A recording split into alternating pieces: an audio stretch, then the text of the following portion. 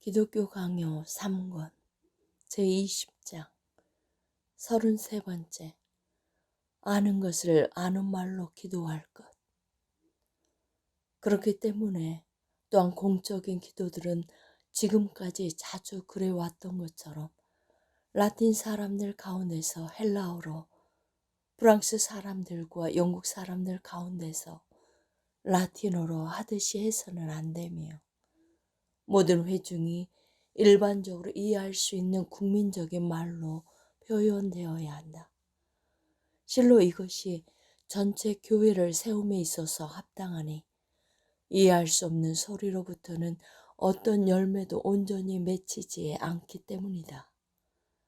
참으로 그 어떤 사랑도 그 어떤 자상함도 없이 자기들이 세운 법칙대로 기도하던 사람들은 바울의 권위에 조금의 감동이라도 받았어야 했을 것이다. 그가 전하는 말씀에는 다음과 같이 추호의 모호함도 없다.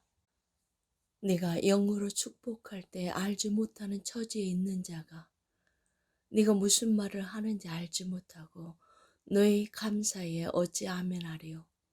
너는 감사를 잘하였으나 그러나 다른 사람은 덕 세움을 받지 못하리라.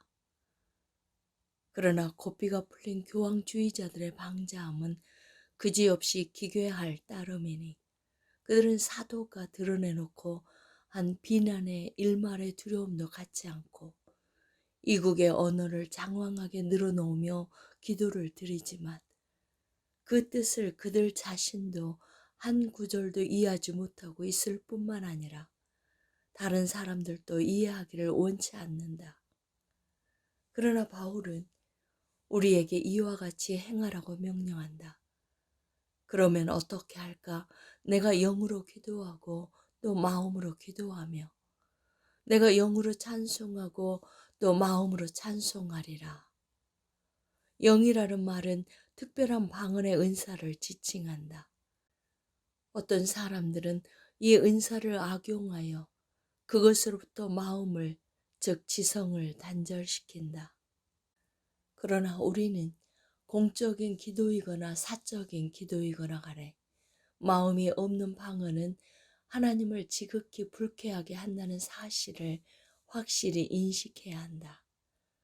그뿐 아니라 우리의 정신은 말이 아니라 생각에 대한 열정에 불타올라 방언을 통해 말로 표현되는 것들 모두를 넘어서야 한다. 마지막으로 실로 방언은 내적인 감정이 약하여 우리 마음을 달아오르게끔 자극할 정도가 되지 못할 경우 외에는 심지어 사적인 기도를 위해서도 필요하지 않으며 이와 반대로 그 감정의 자극에 너무나 강하여 기도를 하게 됨과 동시에 방언을 하게 되는 경우도 없지 않다. 이따금 최고의 기도들이 목소리 없이 드려지기도 하지만 마음의 정서가 고양된 상태에서 어떤 지체들은 목소리로, 다른 지체들은 다른 동작으로 아무 공명심 없이 방언을 터뜨리는 일이 실제로 자주 일어난다. 한나가 알 수 없는 어떤 말을 중얼거린 것도 이로부터 비롯되었음이 분명하다. 모든 성도는 그들 자신 속에서 이와 유사한 어떤 것을 부단히 경험하는 바, 그럴 때 분절된 짧은 목소리가 불쑥 흘러나오게 된다.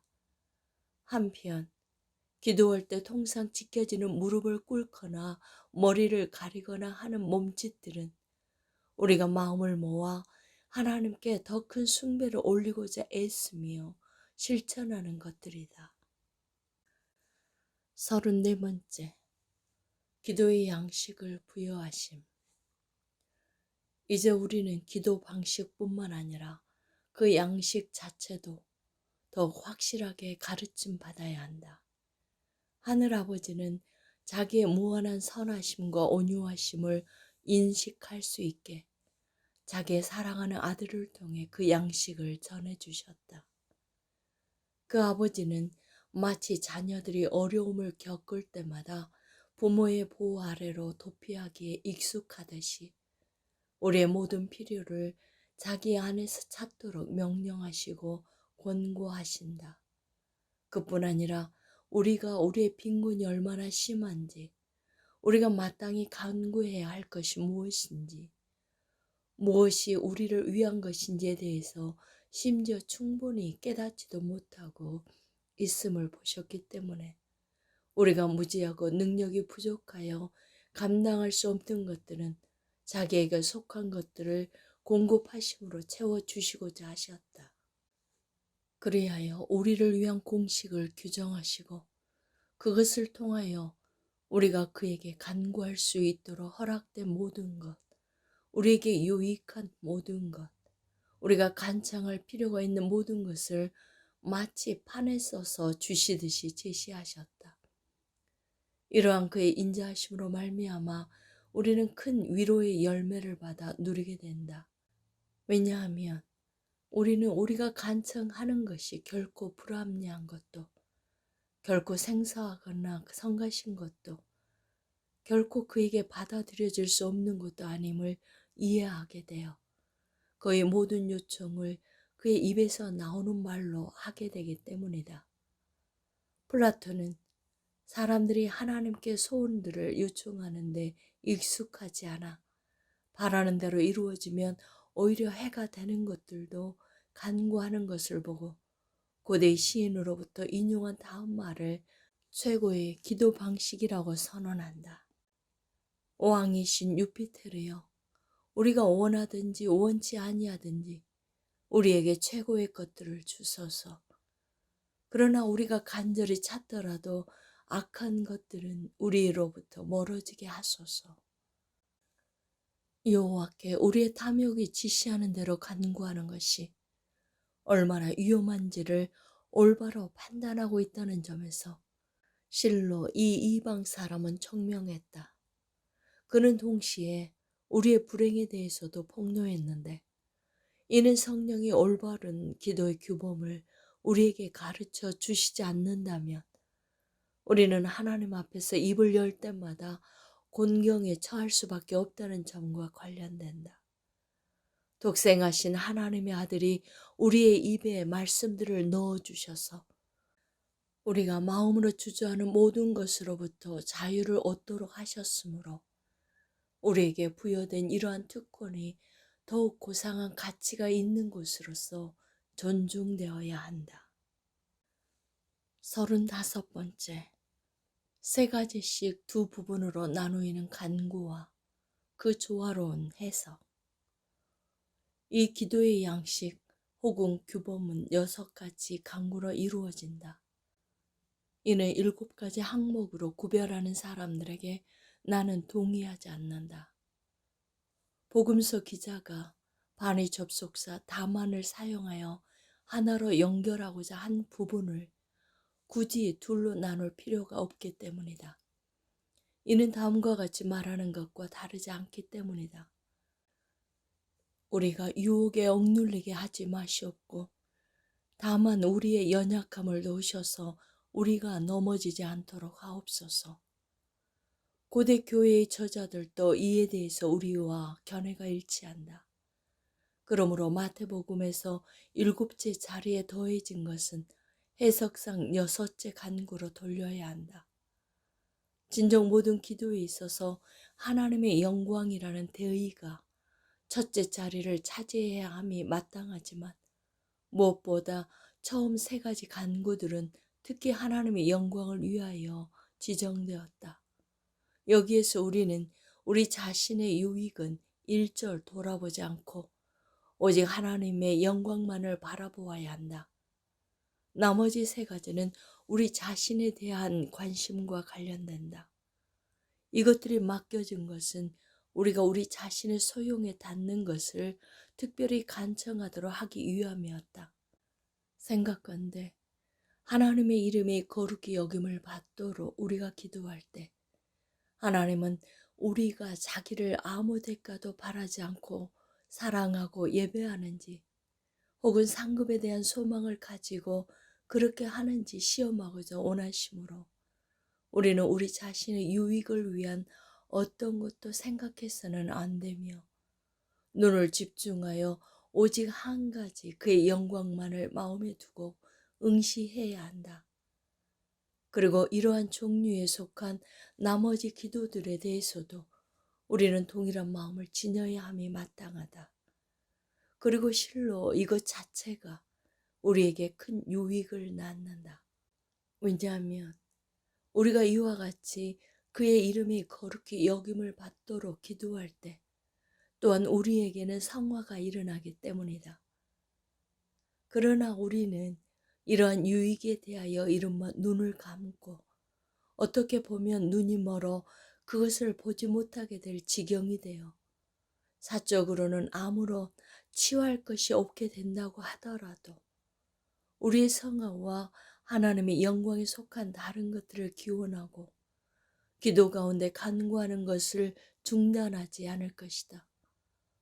모세와 바울의 예들을 통해서 보게 되듯이 그들은 마음과 눈을 돌려 자기들을 멀리하고 자기들에게 손해가 됨에도 불구하고 하나님의 영광과 나라를 증진시키기 위하여 강력하고 불타오르는 열정 가운데 자기들의 파멸을 간창한다. 한편 우리는 우리의 일용할 양식을 주시기를 간구할 때 우리의 유익에 속한 것을 갈망하고 있음에도 불구하고 또한 하나님의 영광을 특별히 찾아야 한다. 그것이 뻗어가 하나님의 영광에 미치지 않는다면 우리는 그것을 구하지 않을 것이다. 이제 우리는 기도를 해석하는 대로 나아가자. 36번째, 하늘에 계신 우리 아버지. 먼저 이 기도가 시작되는 바로 그 지점에서 우리는 전에 우리가 말했던 것에 다시 맞닥뜨리게 된다. 모든 기도는 오직 그리스도 이름으로만 하나님께 드려져야 하므로 어떤 다른 이름으로도 하나님께 위탁해서는 안 된다.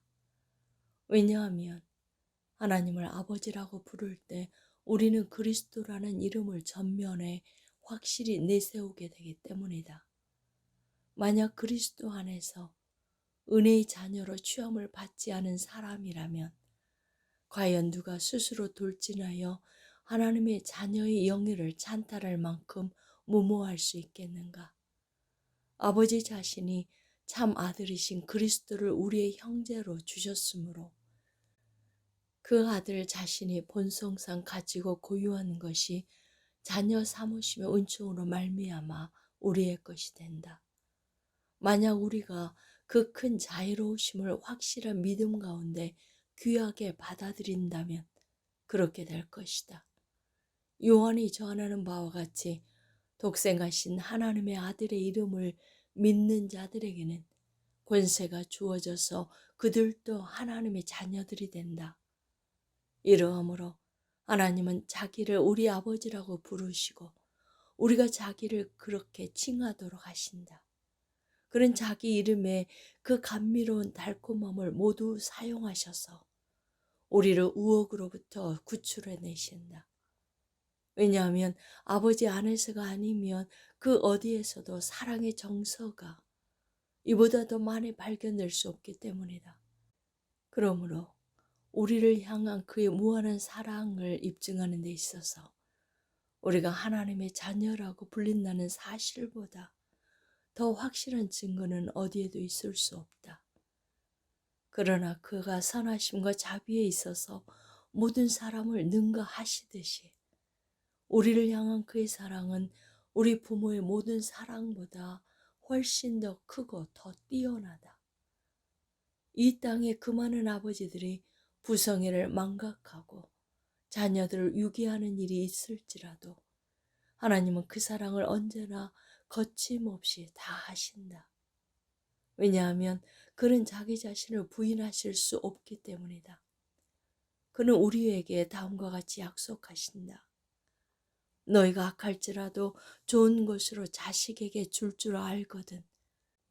하물며 하늘에 계신 너희 아버지께서 더 많이 주시지 않겠느냐. 선지자도 유사하게 다음과 같이 전한다. 여인이 어찌 자식을 잊겠으며 혹시 잊을지라도 나는 너를 잊지 아니할 것이다.